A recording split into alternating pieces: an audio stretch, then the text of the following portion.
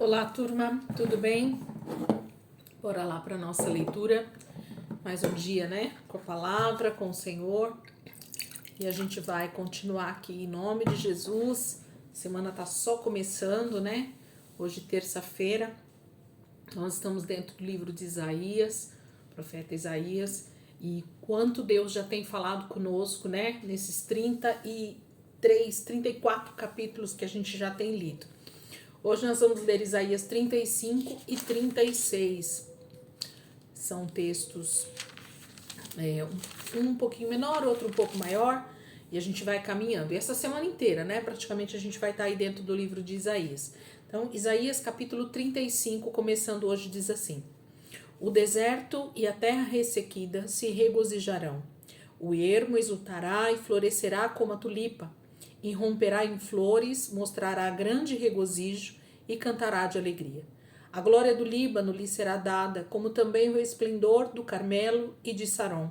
Verão a glória do Senhor, o resplendor do nosso Deus. Fortaleçam as mãos cansadas, firmem os joelhos vacilantes, digam aos desanimados de coração: sejam fortes, não temam. Se seu Deus virá com vingança, com divina retribuição virá para salvá-los. Então os olhos dos cegos se abrirão e os ouvidos dos surdos se destaparão. Então os coxos saltarão como servos e a língua do mudo cantará de alegria. Águas irromperão no ermo e riachos no deserto. A areia abrasadora se tornará um lago, a terra seca, fontes borbulhantes. Nos antros onde outrora havia chacais, crescerão a relva, o junco e o papiro. E ali haverá uma grande estrada, um caminho que será chamado caminho de santidade. Os impuros não passarão por ele, servirá apenas aos que são do caminho, os insensatos não o tomarão. Ali não haverá leão algum e nenhum animal feroz passará por ele. Nenhum deles se verá por ali, só os redimidos andarão por ele, e os que o Senhor resgatou voltarão. Entrarão em Sião com cantos de alegria. Duradoura alegria coroará a sua cabeça, júbilo e alegria se apoderarão deles, e a tristeza e o suspiro fugirão. Capítulo 35 é uma profecia a respeito da alegria dos redimidos, dos salvos, né? Então esse texto, ele fala assim da volta do exílio, mas de forma bem simples, né? Vamos dizer assim. Está falando da volta do exílio, mas fala muito mais justamente da volta de Cristo, né? Do reino que o Senhor Jesus vai implantar nessa terra e vai reinar para sempre, e os salvos e os redimidos vão se alegrar, porque somente a justiça do Senhor vai reinar, né? Então está falando sobre um lugar de regozijo, de alegria. E a gente sabe que é no reino de Deus, né? Futuramente, quando Jesus voltar. Enquanto isso, a gente infelizmente não tem essa totalidade, essa plenitude de vida de Deus. Capítulo 36. No 14º ano do reinado de Ezequias, Senaqueribe, rei da Assíria, atacou todas as cidades fortificadas de Judá e se apossou delas. Então, de Lax, o rei da Síria, enviou seu comandante com um grande exército a Jerusalém ao rei Ezequias. Quando o comandante parou no aqueduto do açude superior, na estrada que leva ao campo do lavandeiro, o administrador do palácio, Eliaquim, filho de Ilquias, o secretário Sebna e o arquivista real Joá, filho de Asaf, foram ao encontro dele.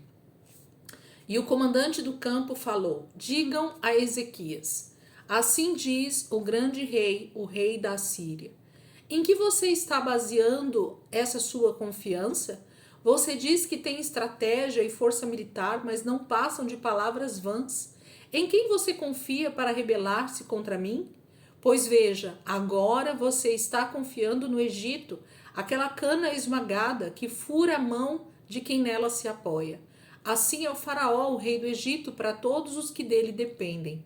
E se você me disser: no Senhor, o nosso Deus, confiamos, não são dele os altos e os altares que Ezequias removeu, dizendo a Judá e a Jerusalém: vocês devem adorar aqui diante deste altar?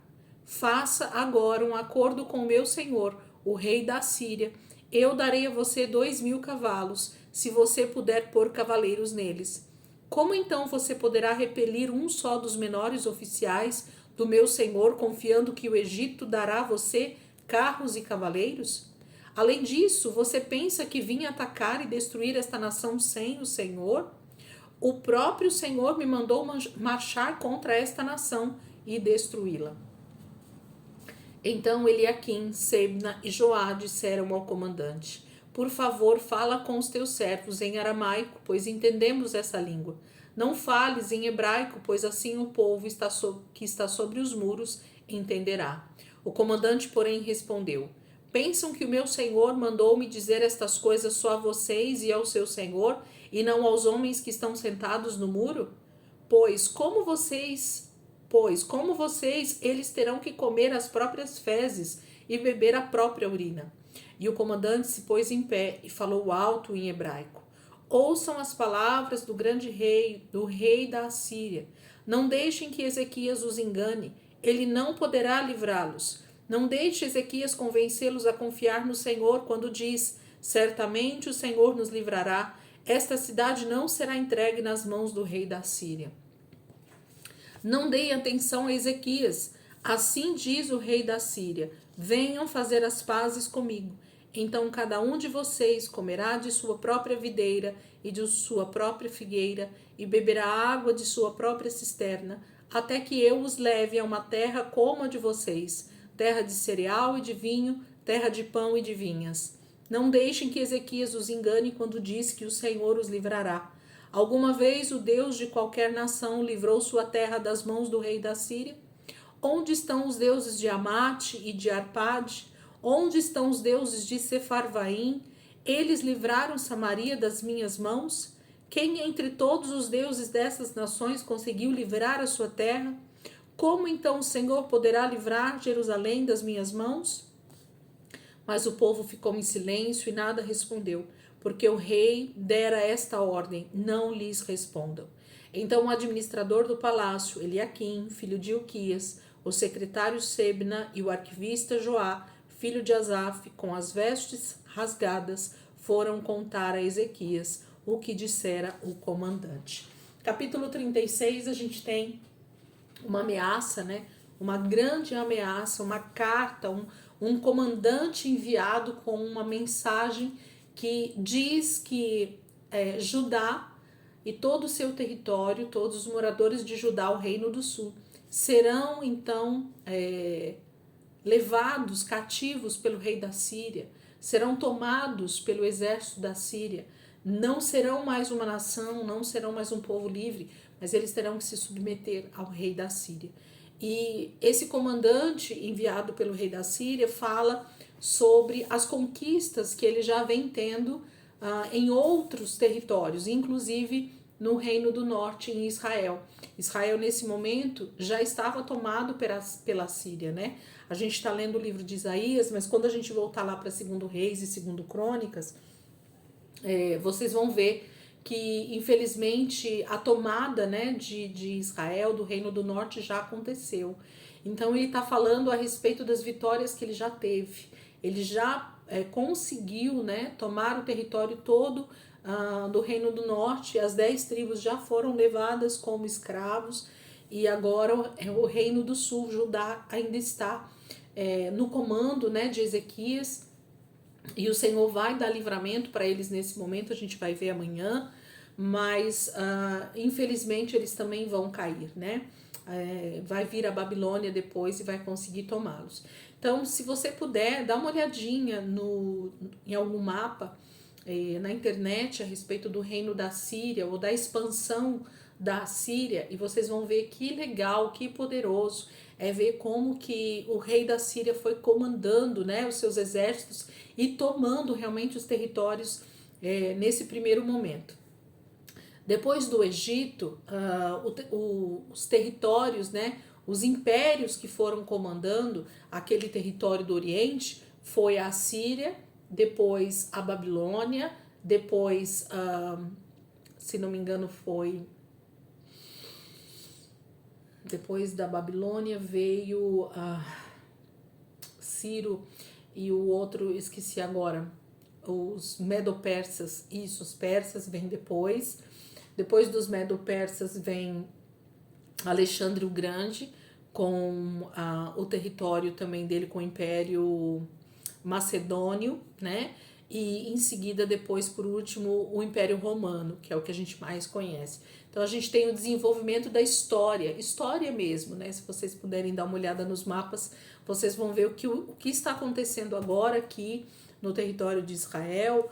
É a tomada de território por um imperador, por um império chamado Império da Assíria, com A, e eles estão realmente entrando em batalhas com todas as terras vizinhas do seu território e querendo realmente tomar e se tornar um grande império.